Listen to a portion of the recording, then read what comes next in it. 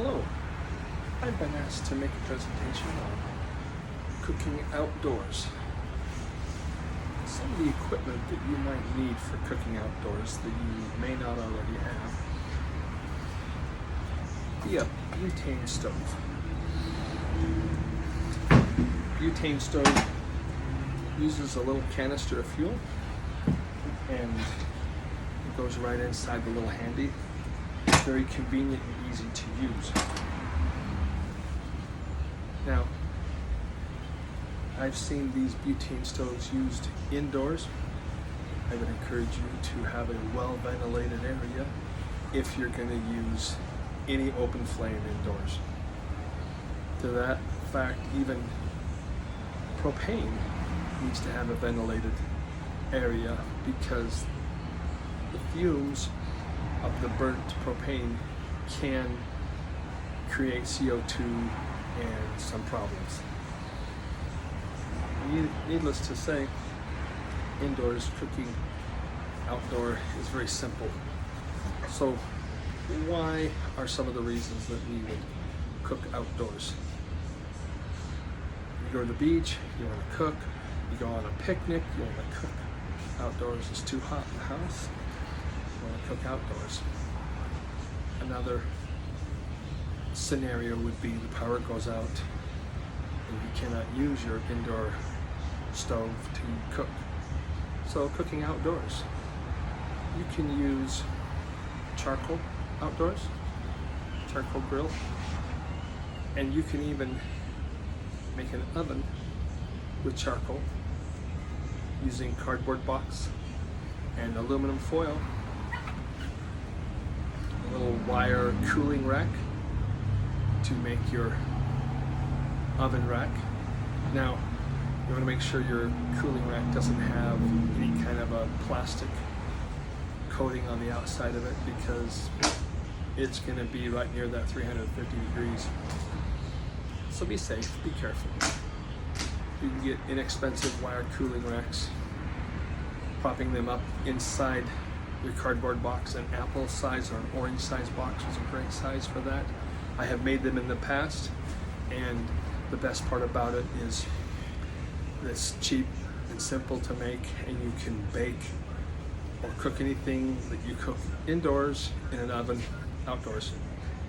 Your charcoal, one briquette is about 35 degrees, and so 10 briquettes would be 350 degrees. It's pretty simple to heat up 10 charcoal briquettes, put them in your oven that you've made, and put your wire rack on top of that, and you can bake. I've baked cakes and pies, casseroles. You have to understand that your charcoal will only last about 30 to 45 minutes. So if you're going to bake a longer period than that, you need to periodically add more started charcoal. I've heard people say that you could set a charcoal briquette next to one that's hot and it'll continue to burn. I've not had success with that, but I'm sure others have, or they wouldn't be telling you to do that. So you got your oven going. I wish I had an oven. I wish I had a cardboard box so that I could show you how to make an oven, but I don't have any cardboard boxes. I have plastic totes, but that's not gonna cut it for you.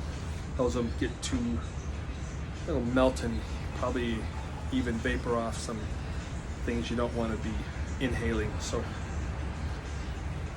a cardboard box works great outdoors for making an oven. You could even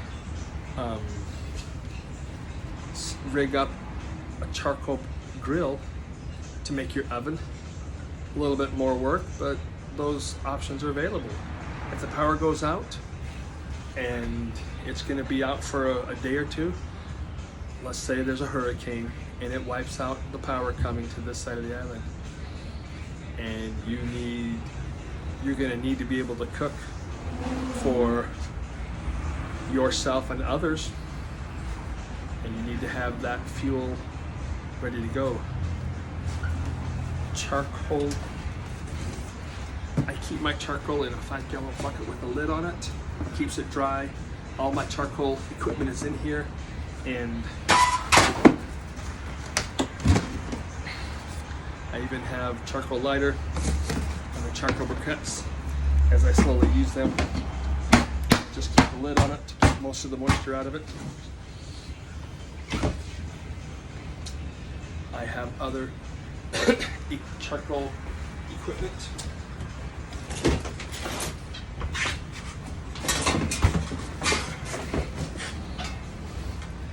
I picked up a little wire rack, round one from a barbecue grill that I can use in my cardboard box oven to hold my pan up. A friend gave me this. It's a charcoal starter. It's an industrial size. It'll do a lot. It's almost too big for to starting 10 charcoals. Charcoal briquettes.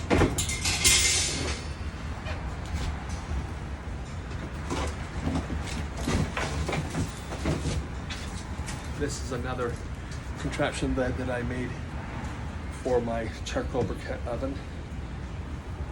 This is a grill off of an old barbecue I salvaged, and these are just some long bolts that I screwed on there to hold it up above the charcoals. So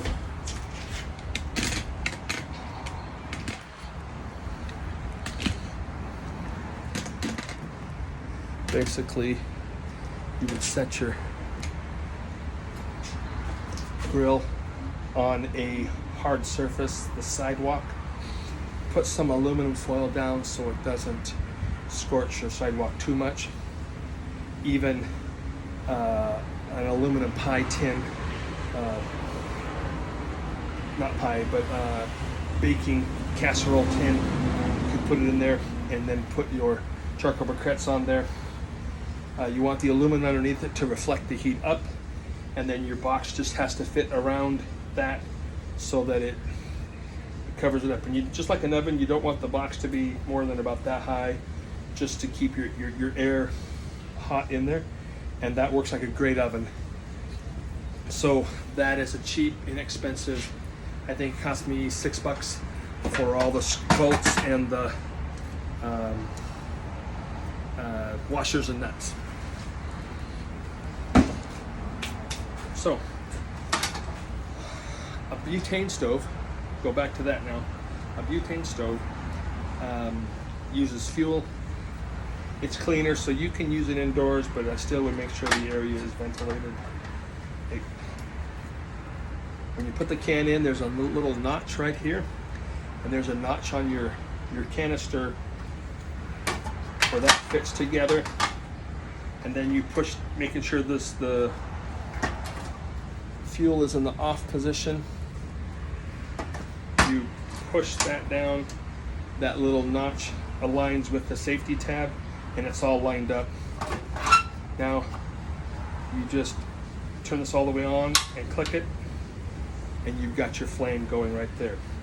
We're going to do some cooking outdoors here in just a minute, and I'll show you how easy these are to use.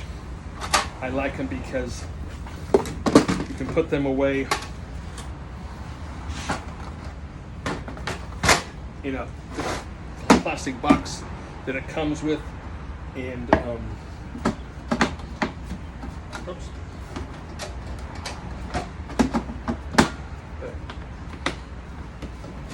And that can be put away in a corner somewhere until the next time you need it. All right, so that's a demonstration on a butane stove. We've talked about baking in an oven. If you're curious about that, look it up on YouTube. There are many videos out there that show you how to make a hot box with cardboard and aluminum foil. There's some pretty elaborate ones out there, but just a basic, I just take an apple box, the lid and the bottom, nest them together so you have one box, and then you can just turn it over and set it over your charcoal, and it makes a great oven.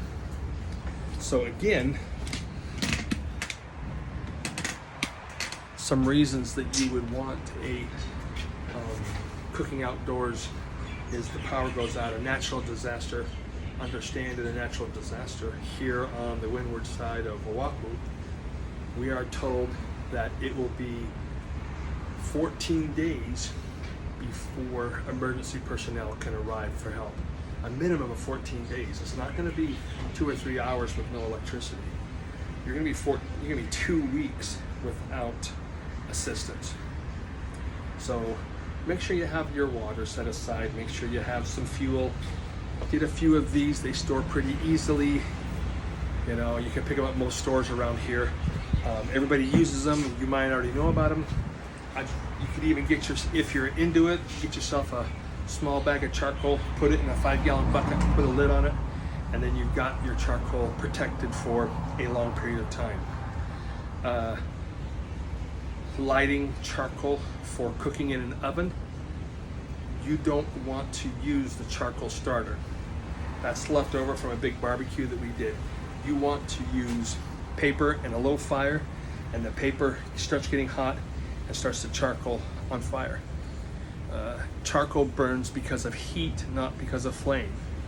So when you spread the charcoal lighter fluid on it and you light it, that gets hot, and that's what starts the